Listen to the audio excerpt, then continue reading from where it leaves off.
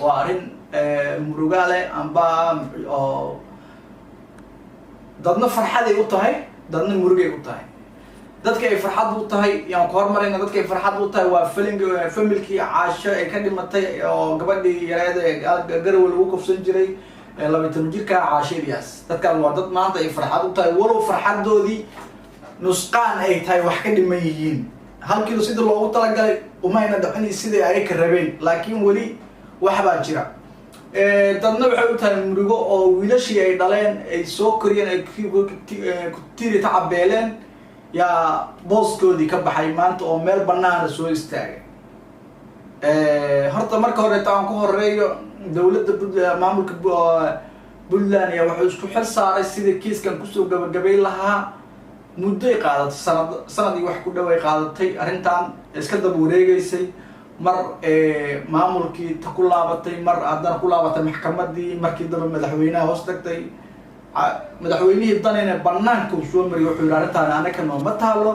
وحيوت على محكمة غير سريوت على محكمة دي ودم بين وقت كنا وقت بيشي هريتو لكوي لبيت بنكي بيشانة إلا الدلايو كوي طبعا عاو تاي ما أنت كوي طبعا نمكي صدق دي من والله ما يجري هلا دلو صدق دي ميت بالريبة ميت يا الريبة الله بالدلو وليبا شكل وقبضان تدك دليل أما واحد دليل شكل قبضان وحوايه نمك مركل الدلاي وانا قارنا وربعين تو الله وعا ما انتوا نقدر الريبة وربعين تو حالي الله ما أقوله وفيديو عم بوح صورة عم بوح لما تدوبي كرين توا حتى تلفون هذا ولا سكوت جديد معمول كود جديد انت بوالد جديد nimankii waa la waday waa la dilay nina waa la reebay waxa la yiri ninkan kiiskiisa waxa dib loo dhigay 10 maalmood markaas waxay noqonaysaa 22ka ayaa wixii hadii ay ka soo baxdo mar aan su'aalo ka weyn laga weydiiyay xeeraraya maxkamadda sare ee maamulka Puntland wuxuu yiri waxa wada hadal u socda qoyska wiilka iyo gabadha Caasha qoyskeeda iyo maxkamadan waxay ka tahay ku tahay goob joog wada hadalkaas marka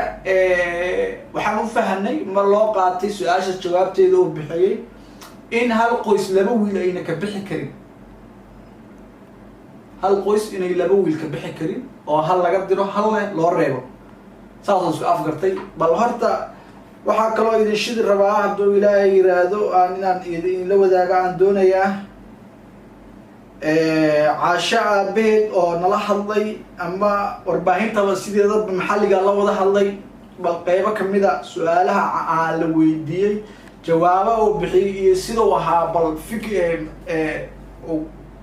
فرحة كم مقطي يعني إذن لو ذاك الدونا أدان ميك عفري لينين صوبت اللي كان الله ربين وايدين شيء أو صدحات ولو حتى شكل بدل الصور قال سيدي 40 تلو جديد وكله نما كان إني هاي نمكي أو قبل كفصلي أي نما كليهين لكن واي الروح أو كلاتو عند المال اللي قصوا ولا ده الروح وأنا اللي بدلها بل وحيابي وكيري أدير بالآن إذا شدوا. برأيو اللي على قصاصي لبدين قدام بلياشها أو عبد الفتاح عبد الرحمن ورسوي عبد الشكور محمد دير على قصاصي ما تأدي أبا أنا على قصاصتي وأنا كفر حسن. إنتي سبحان ما دام سبح لي. سبق لي سبا وحولي هاي وحليت لا قصاصي لبنان أنا قصاصتي ولي على إلياس أنا قاعد قصاصتي أندلي. كعنت إذا أنا كنت لي واسيد هذا الكسر ودي جاي. وأي مركب يقول لي قف أنا قصاصتي. أمر كيان بحي لكن وليد لكن أنا قاعد دلي ولي أسيا قصاصتي ولي لبنان. بل سؤال شكل اللي ويدينا أيو وحي تاجد أنا صدح هايين محل الله ربي متك كلامته صدح لنا حاجة كنت أنا بهاي جوابت. دبل بجاي طبعا عشان دبل الله بجاي وأنا دبير وعطس بأشري حاجة ما ارتدتك يو أنك وأنا توقع أنا الله بنا إياه توقع عشرة. إن دبل الله وأنكاس ما دام سليم مدعونا أول داعي يو قيم ما رجع وأنك أصل بيبي بسعيد كلا يبسم مدعونا بس. أصل وحاول الدبي يعني يضع إياه كترسم بعود الدبني الله هو ينكاس وأنا حقيقة الدبيلها طبعا عشان البارية ومقليسان أنا إيو أسيق فاميلكيسي يا ودو قدبيني عدسيقاسي لكن دنبيلو هاي وضي أدير ليهاي ووليكو أدكيسانا دنبيلو هاي وليهاي يوكو أدكيسانا لكن مركان أنا إيو ريركي أشكو أفقراني waxaan u gudbinay madaxweynaha si dib loogu dhigo 10 maalmood kadib arrintan loo baaro inay sax tahay bal waxa ka su'aal kale la weydiiyay bal dhageysta wuxuu ku jawaabi doonaa asiga adeer insha Allah warbaahinta meesha ma joogan lagu qisaasay maxamed baraha bulshada hadal maxaa cadda ku jira maxaa waxay su'aasha la weydiiyay adeer oo saddexaad waxay waayo waxaan naqaanaa barnaamijka kiis adag buu ahaa kiis fudud ma ahayn oo waa kiis dhan ay Soomaalidu dhan ka wada gilgilatay amba ka fal celisay amba ka wada xumaatay inay gabar yar oo 12 jir amba wali qaanka olow xagga diin ahaan laakiin aan u qalmin in afraga ay farxumeeyaan kadibna nafteedii ku weyso haddana waxaa shakiga keenay waxay yihiin in raggii waxaa sameeyay ee bulshada Soomaaliyeed ka falcelisay in maanta maxkamadda ay ka ayadoo la tooganayo warbaahinta loo ogolaan waayo la yiri raggi ma ahayn bal adeer su'aasha la weydiiyay wuxuu asna ku jawaabayay la dhageysta wakii Aisha Allah naxariistay nimankii Aisha dilay waa wada qaanay daris baan nahayn waan wada hadalnay xataa way saafnay abs bay dalbadeen iyagoo tiirka gaariga saaran gaal shiraha akhram baa warjiraa baan ku yiri tiirkaana la geeyay waana la dilay qoodi adigu joog ma yeeshay joog waana hataa markay dhinteen runta iyo gacanta waa ka taabtay ninkaaray saadaba maqlaysay amba aad dhagiina ku maqasheen amba aad horey u daawatay haddii aad hore u daawana adeer Ilyas wuxuu ku leeyahay waan iscafina raggii ayagoo gaariga saaran oo maxaabiista loogu talagalay tiikana loo sii wado cafis ay naga dalbadeen waxayna dhayna cafi asigana waana cafiye laakiin maalinta yawm al-qiyaama yaa xisaabtan jirtaa waa raacsiyo leeyahay su'aasha kale la weydiiyay raggii ma yiraga la togtay waan isna qaano leeyahay waliba markii la togtay kadib aniga aan u tagayaan madaxa iyo dhuunta iyo wadnaha ka soo taabto leeyahay taas aniga hubinayo in xabadaha lagu ridayay ay haayeen buradheer amba wax feega inay dhinteen nool yihiin si aan u hubiyo halbowlaha iyo wadnaha ka soo taabto leeyahay su'aasha kale la weydiinay waa ninkaas saddexaad la isku haysto waaye still wali doodiisa ay taagan tahay ay warbaahinta saaxiibada iyo su'aalaha weydiinay ay ka hari laayihiin waa laga hari laayaa su'aasha ninkaas saddexaad waayo meesha saddex ilaa shalay ilaa habeen hore tan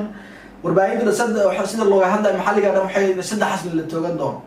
laakiin saddexdii mid baa sii baxay marka kaasa wali jawaabtiisa la isku haystaa bal wuxuu ka dhahay asigana aan tagno gacanta waa ka taabtay ninkaaray